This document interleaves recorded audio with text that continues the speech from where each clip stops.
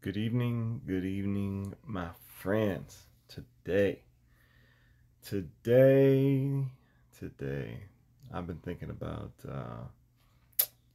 I went back to this whenever I was talking about if you think to yourself, if you think in your own heart, usually something terrible follows that thought when we think to ourselves, especially in the Bible. And I use this example of Jeroboam. Um, but as I actually was reading this, because this is where I am in the Bible, anyways, um, reading this story, I was just reminded of something that I wanted to share, and I just wanted to process that with you guys. And, maybe you could help me uh, perfect the thought that I'm having. Jeroboam thought to himself, unless I am careful, the kingdom will return to the dynasty of David. When these people go to Jerusalem to offer sacrifices at the temple of the Lord, they will again give their allegiance to King Rehoboam of Judah. They will kill me and make me their king instead. So, on the advice of his counselors, the king made 2 gold calves. He said to the people, "It is too much for you to worship in Jerusalem. Look, Israel, these are the gods who brought you out of Egypt." And, you know, immediately, I didn't even really think about this until, for some reason, just the last time I read this. But, you know, whenever Moses went up on Mount Horeb, and then the people were like, "Hey, where'd Moses go?" Aaron, we know the story, right? He threw the gold. He says he threw the gold in the fire, and out came this calf. Obviously, he took the gold and shaped it and made it into this calf. Um, but he did that, and then they said, "Look, your gods, which brought you forth out of Egypt." And um, so this is pretty much, they're just doing the exact same thing, and even saying the same thing, like, "Hey, these are the gods." Well, so this, the first time it was, "This is the God," it was one calf. Now it's 2 calves, and the gods that brought you up out of Egypt.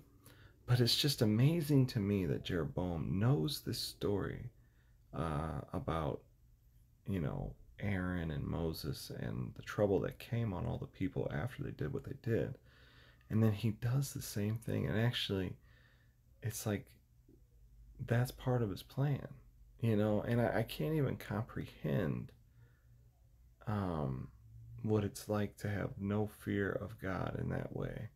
Like a lot of the times when, like, even today, when I'm thinking about things that I want to do, or I'm angry, or I'm aggravated, like at the end of the day, like there's a fear of the Lord that prevents me from doing 75% of the things that I want to do.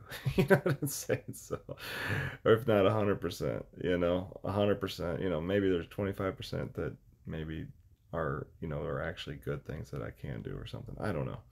But it's crazy to me to have no fear of God, and to have had this prophet come to him and tell him, "Hey, God's going to give you 10 tribes."